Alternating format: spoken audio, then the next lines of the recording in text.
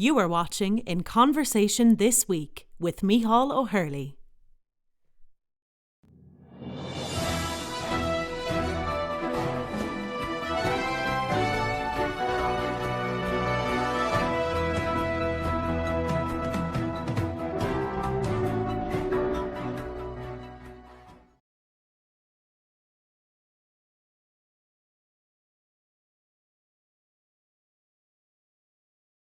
Hi, this is Miceal O'Hurley, and you're watching another episode of In Conversation This Week.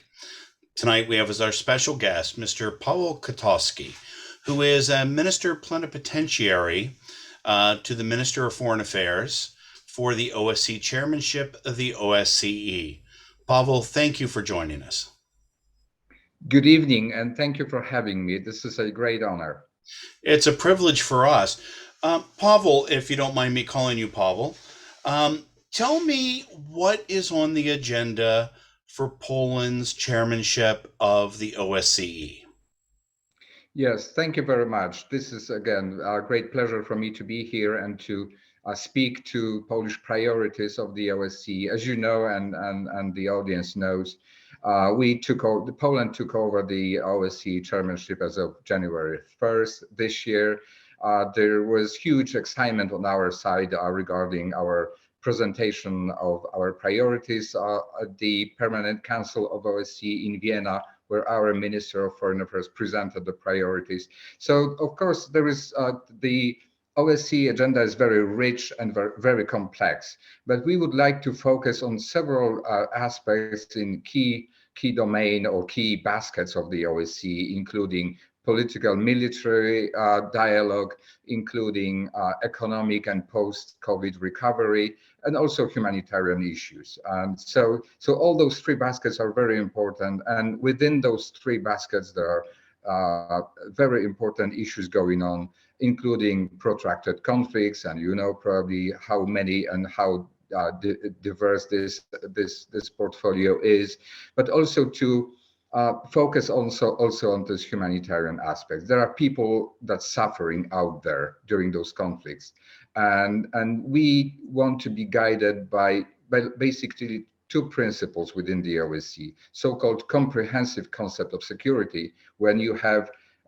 very important aspects interlinked and creating this overarching concept of security, including economic aspects, humanitarian aspects, political aspects, and military aspects. But also the other guiding principle is going back and reverting to Helsinki principles, and those principles and fundamental commitments that are enshrined in UN Charter and Helsinki Final Act. If I'm not wrong, I saw the foreign minister of Poland, as a big news out last summer, talking about what they would see as Poland's priorities. And if I understood correctly, it was to return to the fundamentals of the OSCE. Since then, a lot has changed. Poland, or should I say Europe's border was challenged with Belarus trying to send illegal migrants across the border, basically exploiting them. Russia has had two significant buildups on Ukraine's border. It's now spilled over into what is essentially a Russian reoccupation of Belarus. There's the Belarus tensions with the stolen election. Europe is in disarray at this time. I have to say that given Poland's history and its experience, and knowing your foreign ministry as I do, I have a lot of confidence that you will do well. But it's not a mission I would wish on my worst enemies. Given that the OSCE depends on consensus, what real expectations do you have for progress, knowing that at least one of the belligerents is at the table? You're very right. And it's not only the recent challenges to European security. We've seen growing tensions over quite some time now in on the European continent. And we've seen some sort of, we call it erosion of Helsinki principles and commitments. We would like the organization to be guided by those principles, like non-use of force, territorial integrity, sovereign decision of countries to choose the alliances and their own political future. So we've seen the negative trends over quite some time. Those recent challenges that you mentioned, of course, add up to this set of problems in the OSCE area. And this is why our Minister of Foreign Affairs, when he presented the priorities at the Permanent Council on January 13th, he proposed an initiative to start or renew or reinvigorate a dialogue on European security. And this has to be, or this is kind of meant to be an informal process within the OSCE that will allow all those countries to voice their opinions and voice their views on what security means to them and how they, whether or not they have concerns regarding European security. And this is also, given the current challenges, also the chance for everyone to engage in this on this diplomatic path rather than military escalation, rather than going the destructive war-like path. So this is an initiative, and I hope that we are looking forward to responses from individual participating states of the OSCE. And the modalities of this proposal are still being negotiated or debated in Vienna as we speak, basically. And we hope that each and every participating state will approach this process in good faith, hoping that we will avoid the dark scenarios or the bad scenarios. There are of course different scenarios that are being discussed in the public domain, and we would very much to give diplomacy the chance and to engage in this diplomatic path with everyone and within the group of 57 participating states. 57 participating states. It's a bit like herding cats. I don't know how you keep them moving in the same direction, let alone have consensus. But one thing observers like myself would note is that the current tensions on the Ukrainian border and really across European security, I don't want to say that this is a Ukraine problem. It's really a Europe problem. My concern is that a lot of the diplomacy seems to be taking place in public. And that may be hardening positions by not allowing people to feel that there's an off-ramp, a path towards peace. When I hear Joe Biden's rhetoric every day, when I hear Putin's, when I hear the Kremlin spokesperson, Ukraine, it's unusually public. Does that concern the OSCE at this time? Well, not necessarily. I think on such occasions, you usually have both behind the curtain maneuvering, diplomatic talks and diplomatic conversations going on, and you have public positioning, public presenting of the opinions publicly to voice the position of individual parties or countries or governments. So this is not an unusual situation.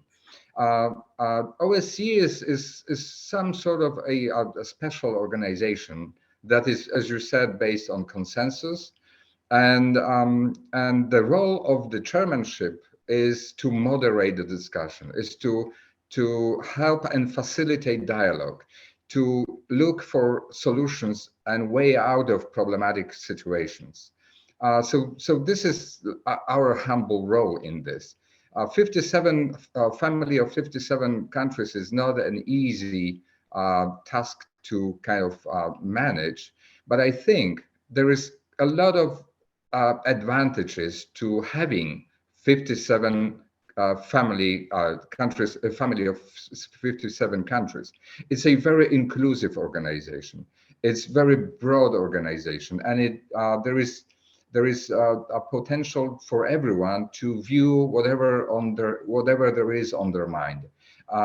And this is the way to ease tensions, to vent frustration sometimes, and to look for peaceful solutions. And this is what OSCE was designed to in 1975, of course.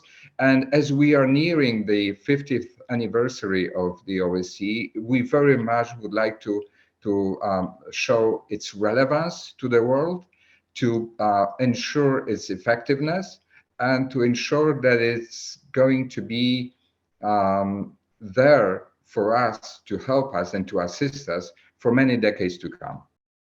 You mentioned 1975, the Helsinki Final Act. It's quite a long time ago, as you point out, 50 years. Is the OSCE fit for today's purposes, given that its mandate came from a much different world? Yes. We first of all, the Poles and countries in Central Europe, Central and Eastern Europe, very much appreciate historic role of the OSCE and in the beginning of the Conference for Security and Cooperation in Europe. It really gave momentum to historic changes in Central Europe, focusing also on human rights and promoting dissident or protecting and defending dissident movements in Central Europe and in Eastern Europe during the communist era. So we very much appreciate its historic role in bringing or making those historic changes possible in Central Europe. In 1990, when the Paris Charter for New Europe was adopted in November of 1990, everyone, or the freedom agenda, seemed to be on the offensive, and everyone thought that the era of confrontation and conflicts on the European continent had ended. We now see that this is not necessarily the case, but the value, the great spirit of the Helsinki process, great spirit of Helsinki Final Act is there to guide us, and those principles that I referred to in the beginning of this are still relevant, are still the thing, as the Americans say, for example. And so there is no going back to before 1975 in my mind when it comes to defending those principles, to making them relevant and important, and implementing them on daily basis, because they will ensure that is peace and security and stability on the European continent will be ensured. Pawel, I want to go back to the 1940s, or really to 1939. President Roosevelt was adamant about peace in Europe. And when it failed to materialize, he engaged in the Lend-Lease Act and a number of different initiatives to see Europe freed. Unfortunately, at the Yalta Conference, Poland and other nations had their futures dictated for them without them actually being at the table. Is that the case today when we hear about the U.S. dialogue with Putin, when we hear about NATO meeting with Lavrov and the OSCE? Are the voices of the small nations or the stakeholders, Ukraine isn't exactly a small nation, are the stakeholders' voices being heard at the table? Is there room for them?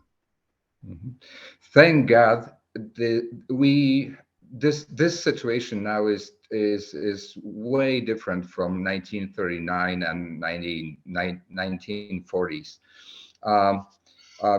We've gone through the historic changes. We've gone through the Cold War.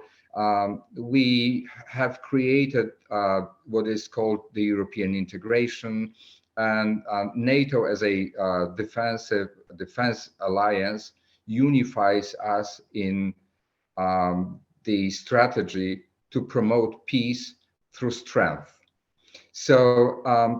And Poland now is both part of the European Union, is part of NATO, and we feel safer and more secure in this context.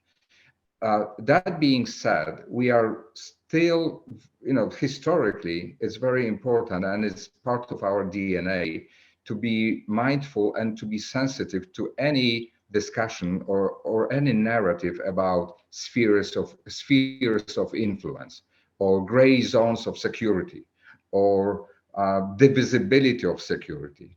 Indivisibility of security is very much part of NATO philosophy, and we want to defend that. So the situation and NATO keeps the open door policy in order to attract new members, in order to spread the area of security and stability.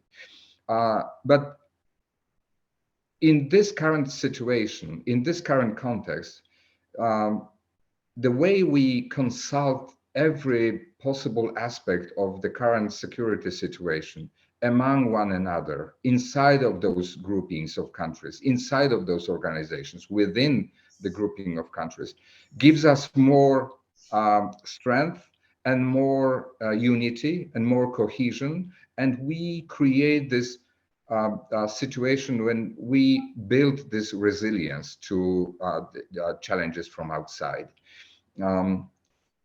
It is very important to keep in mind also and consider the fact that countries are free to choose their own alliances, are free to choose their own paths, they are free to choose their own political, military, economic future. And this is the case for Ukraine. Ukrainian people have chosen for themselves certain future. They have the idea of their future that is more like more integrating themselves with Western structures. And they should be allowed to do so. And we fully respect their choice. And we abide by these great principles that Ukraine has the right to choose their own future, their own alliances. And so this is another aspect of the discussion. But as I said, the situation is quite different from before the Cold War or before the World War II. And we very much rely on what has been achieved after the Cold War, achieved by those alliances and the kind of alliance of the free world and the political and military structures of the West. One of the criticisms of the United Nations has become its dysfunctional United Nations Security Council. The UNSC, with its veto powers, leave much of the world clamoring for reform.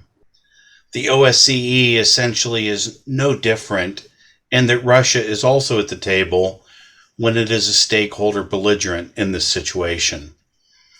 If Russia comes to the chairman and says, Poland, we need to talk to you, do they get the same hearing and assistance as all other OSCE members?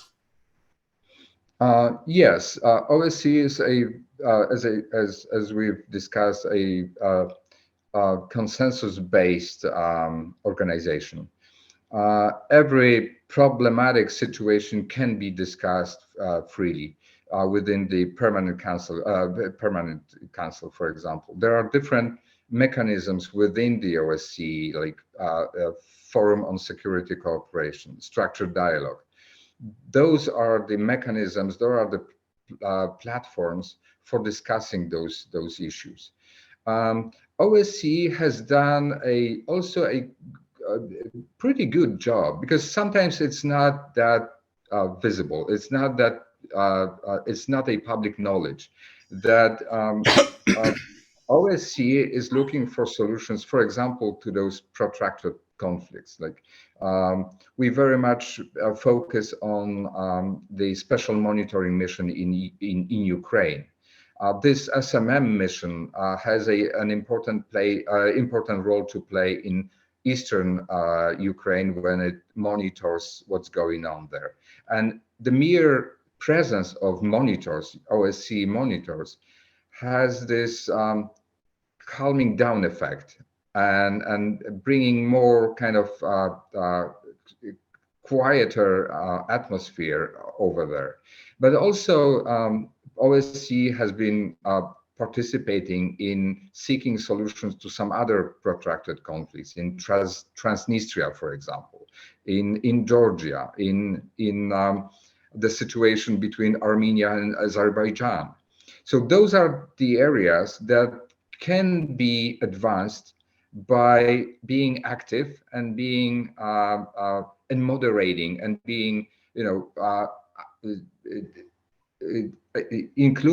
by including or inclusiveness and by promoting this dialogue, we can achieve a great deal. And this is what the OSCE is designed for. But specifically, OSCE brings this mood of dialogue and cooperation and discussing openly and freely all the problematic issues and all the concerns regarding, for example, security. So tell me about the newest initiative that is emanating from Poland. What is it? What can we expect? The time is now. Will it be effective? Yes, the time is now. Regarding the situation in Ukraine and the Russian military buildup at the borders of Ukraine and also in Belarus, and the demands for security guarantees that were published and presented to the US, to NATO in mid-December, we tried to come up with an initiative that might, again, ease tensions and steer this situation into a kind of diplomatic path. Of course, it's not helpful, and it's not the West that is responsible for the build-up, for the military build-up, and for the escalation, and for any possible dark scenarios that might be out there. But we wanted to present something that would give the countries, the participating states, the chance to engage in a dialogue, in a meaningful dialogue, to seek solutions. So this is why, and we believed from the very beginning that OSCE can and should play as a platform for this kind of dialogue. So whenever there is some concerns on part of Russia or any other participating states, we should be able to come up and discuss this within the OSCE, because the OSCE has been designed for this purpose. So there is, as I said, there's a lot of several important mechanisms within the OSCE, but we wanted to create an new informal process that would give the chance to all the participating states to discuss the security concerns and the way out of the current situation. We would very much like to focus on what is called security confidence and security building measures. This has been it's been quite some time since participating states focused on those issues, like risk reduction, like military transparency, like conflict prevention and management, like non-military threats, like hybrid warfare, like cyber security, and other, including humanitarian aspects. So we want, and those modalities of this, because there is going to be probably some protocols, some guiding rules for this process.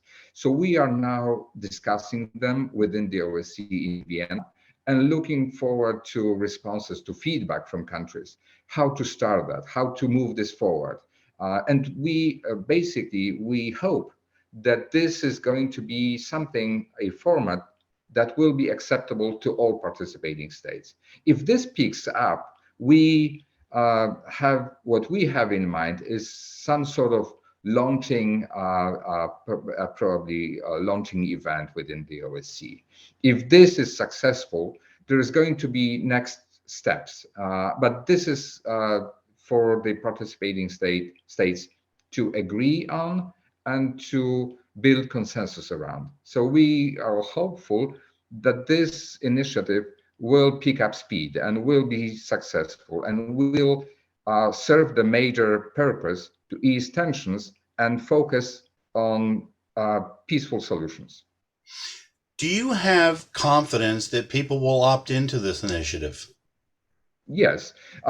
So far, after when the minister presented this initiative on January 13th, all of from the very beginning, we received a lot of positive feedback from countries, even on this very day when this discussion was carried on during the Permanent Council. And afterwards, we engaged in a series of consultations with participating states, and the broad consensus is that this is a worthwhile initiative, that it is something to pursue, and it was kind of expected, and it is appreciated that Poland took this role and is really ready to charge on with this initiative, so to say.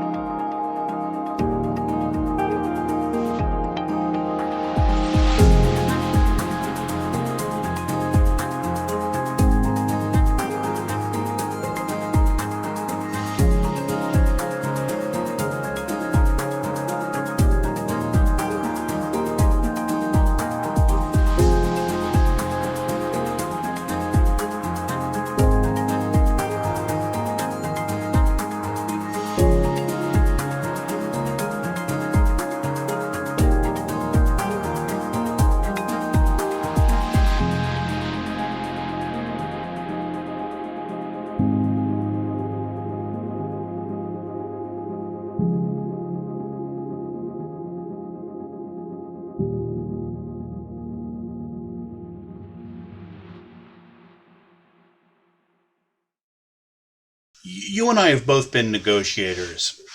We know that one of the important principles is having a common understanding, as you say, seeing eye to eye.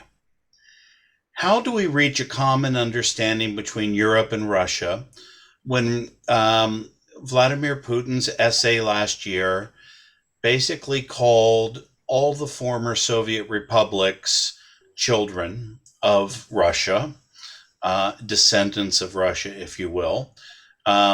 Foreign Minister Lavrov reiterated that a couple weeks ago by calling countries like Poland, Lithuania, Latvia, Estonia orphans of the former Soviet Union, to which Poland replied quite smartly and accurately. How do you have a dialogue with someone who sees you as a territory not a sovereign state. Yeah. We definitely differ in how we view the world today, and how we view national interests, and how we view international cooperation, or peaceful cooperation among nations. I think Russia seems to be guided by this old, outdated notions of spheres of influence, and having, space of security, and treating neighboring countries like they were still part of the old Soviet Union. It's not no longer the case, and I think Russia should understand that. And the sooner Russia understands that, the better for Russia and for Russia's future. Of course, we very much believe in dialogue. Dialogue is the fundamental and foundation of any peaceful solution or peaceful situation.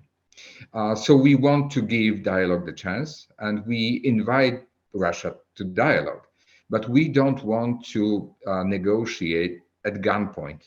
We won't negotiate at gunpoint, and we refuse this rhetoric, and we refuse this philosophy of going back to old spheres of influence, or concerts of power, for example.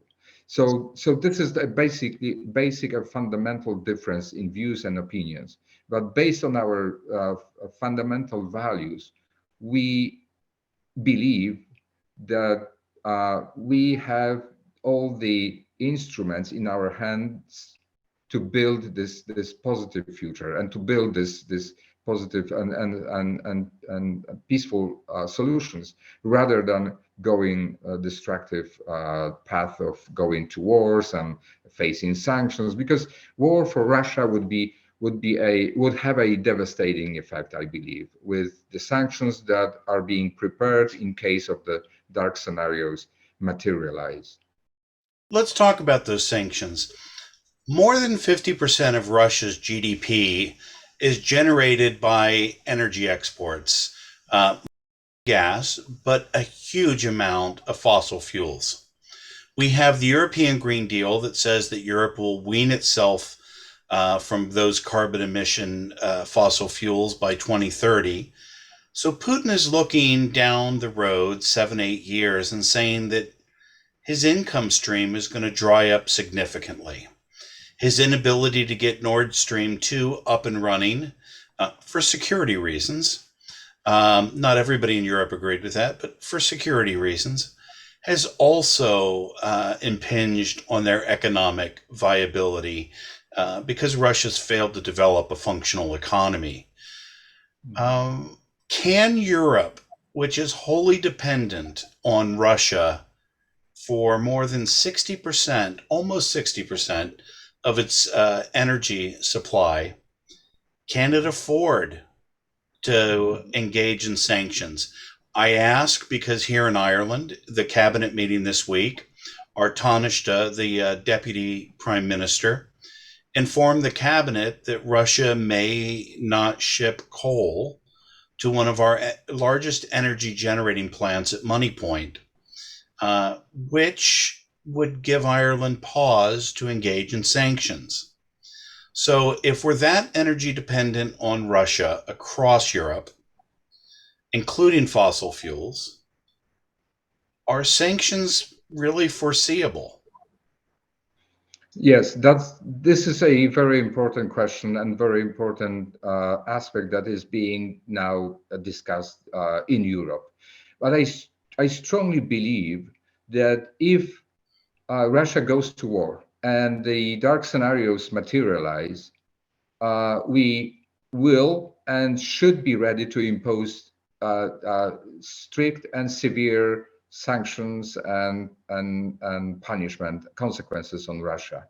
And I think we will be ready to bear or deal with some burden, economic burden on us, in order to save the security and be more build this deterrence and to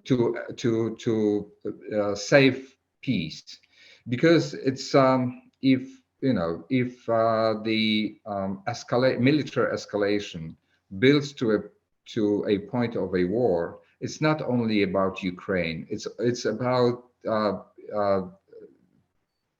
saving European security architecture. It's saving who we are, saving our way of life. So those sanctions will be inevitable once Russia goes to war and invades Ukraine, and this dark scenario fulfills, unfortunately. You mentioned that Europe is hugely dependent on energy supplies from Russia. And I think that it should be, this is kind of my how I see things. This should be also a wake-up call for Europe, and to develop new energy sources, new avenues to energy for energy supplies. Poland is, I think, a good and very appropriate example in this case. Over the last few years, we have developed mechanisms and new instruments to diversify and to create more reliable sources of energy supplies. We have built the LNG terminal in the Baltic Sea. We have set up new cooperation and new agreements with LNG suppliers. We are now planning to open the Baltic pipe to bring Norwegian gas to Poland later this year. So I think this is a good example of persistence and commitment to diversify. I think this scenario and this example should be followed by other countries. But other than this, we are now, as European Union, engaging and developed countries very much engaging into what is called green energy and developing new kind of new era of energy policy based on renewables, based on hopefully on hydrogen, new sources of energy. So this is also the future. And going back and phasing out of coal, this is the way, this is the future for all developed nations. And I think we should be also very much engaged on this aspect of energy policy and on this kind of developing this side of our economies. When we set up our website for Diplomacy in Ireland, the European Diplomat, the designer couldn't understand why I had climate under security as a subheading. The old ideas of security seem to only pay lip service to the idea that energy security plays into national security, climate change, passportization. There are any number of elements that daily erode security and stability in Europe.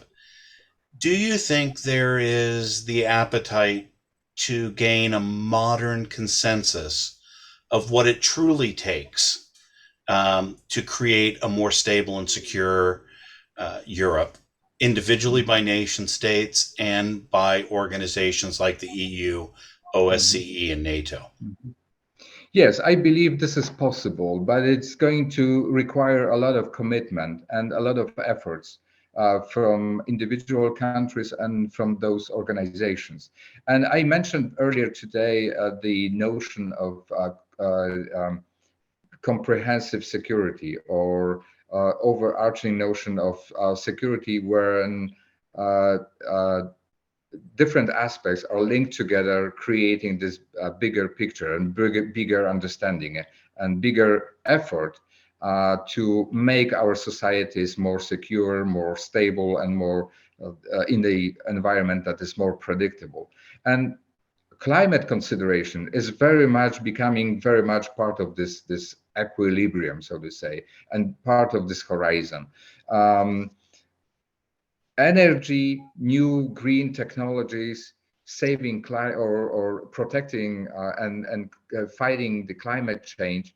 I think all those issues will have growing effect on our economies and our societies, in both I don't know, political aspects, military aspects, importance for agriculture, how we design the future, how we build our economies, and how we structure our economies to face the challenges of the future. So all those issues, I think, will have growing impact and growing understanding and growing weight, so to say. And all those organizations are slowly. Sometimes it's slower, sometimes it's faster, but the process is, I think, pointing to one direction, that we need to design those new avenues, and we need to be mindful of the climate change and effects of the climate change on our economies, on our populations, on our countries, and to be able to collectively change the situation and to improve the situation. The European Union is very much engaged on this. OSCE is looking at those things from a slightly different angle, but I think all those processes go into a very positive direction, at least from the point of view of making all aware what is the biggest challenge, or what are the major challenges beyond maybe what is now currently so hotly debated and so much focused on. Other than, of course, military situation, military conflicts, protracted conflicts, regional conflicts, tensions, we need to look ahead and to see what the major problems might be out there. And climate change and the effects of the climate change may have this important negative impact. We need to prepare in advance. And this is why, and what the EU strategy, for example, is designed for, and is we are preparing for. We are facing the very difficult, probably, the negotiations of the package 55 of Fit for 55. I'm sorry. There are different economic aspects, national interests behind some national positions or national strategies. But I think we will be wise enough to build consensus around those issues. It's regrettable that Poland's chairmanship will be dominated by this current conflict, when the idea of returning to the basics of the Final Act, the Helsinki Final Act, and taking a fundamental look at our current understanding of comprehensive security. These were much needed, if not long overdue, initiatives. So let me close by going back to the beginning and talking about unity. Germany has refused to allow Baltic states to transfer weapons manufactured in Germany to Ukraine for self-defense. They have a legitimate view that it might escalate the problem. But a lot of us in the analyst community look at that quite differently. It's almost as though you have a known perpetrator in the neighborhood. I mean, after Russia occupied Transnistria, South Ossetia, Abkhazia, Donetsk, Luhansk, Crimea, it's a known illegal actor. Mm-hmm. And yet Europe finds itself in a situation where Russia is saying that self-defense is an aggressive act, that NATO's defensive posture is a threat to Russia. And yet Russia has now effectively reoccupied Belarus, moved the Russian border 1,500 miles closer to Poland. If Ukraine falls, 1,200 miles closer to Hungary and Romania. We seem to be in a situation in which Russia views the world uniquely differently than other countries. Do you think that we can reach an accord to reduce tensions so that your dialogue initiative can take hold? Or do you think the continued Russian buildup, which they are conducting under the ruse of a military exercise, do you think that that will end up in conflict prior to diplomacy having a chance?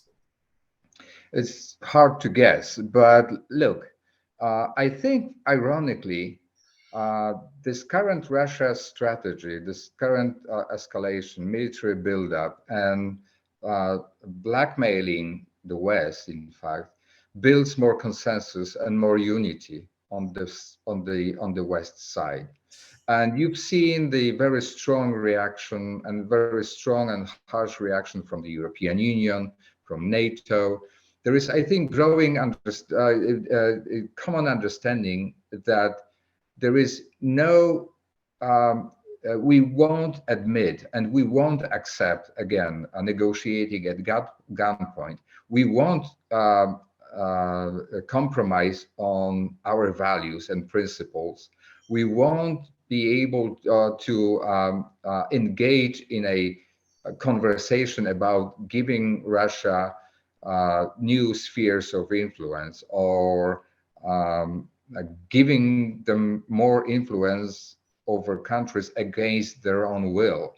So there is growing unity based on the current assessment. You've seen after the annexation of Crimea, you've seen a very important decision. You saw a very important decision by NATO to increase its presence on the eastern flank of NATO. We had argued for more NATO presence for years, and we did not accept the notion that there is not going to be any NATO infrastructure on our soil or territories of new NATO members. And yet, we were engaged in these conversations, but only after the Crimea annexation and the escalation in eastern Ukraine, some of those decisions were made possible. So I believe that this spirit of unity will survive, will persist, and will be able to unite us around common priorities. What is very important is also to continue all the modernization processes within NATO, regardless of what's going on here and there in the OSCE area. It's very important for NATO to continue the modernization. It's very important for all NATO countries to provide their share in order to strengthening military and defense capabilities. It's very important for NATO to adapt to future and current and future challenges.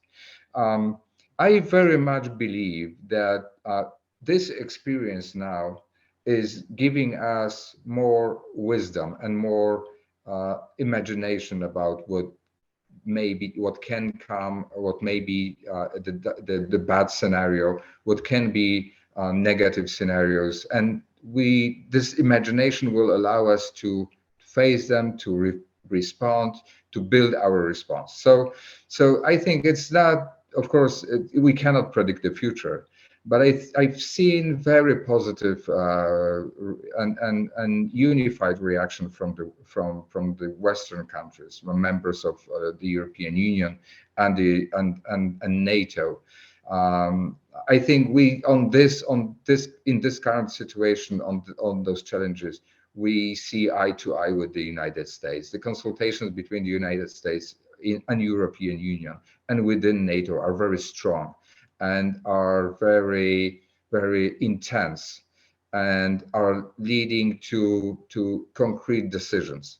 And if there is going to be more escalation and, God forbid, war, we will be able to respond. Well, I'm glad to hear that, and especially your positive outlook at this point. It's measured, but it remains positive, and I appreciate that from a diplomat like you. I uh, I want to close this. Is there anything else you'd like to add before we go about Poland's chairmanship of the OSCE, or any initiatives from the Polish Foreign Ministry at this time? Yes, well, there's the OSCE agenda is very rich and complex, as I said. Other than political and military dialogue and consideration, as I said, we will be very much focusing on humanitarian aspects. We are very much looking forward to cooperating with other partners that are assisting conflict affected population, for example, right? Like the Red Cross or International Organization for Migration. All those partnerships and all those relationships are very important to advance this agenda and to help us fulfill this mandate.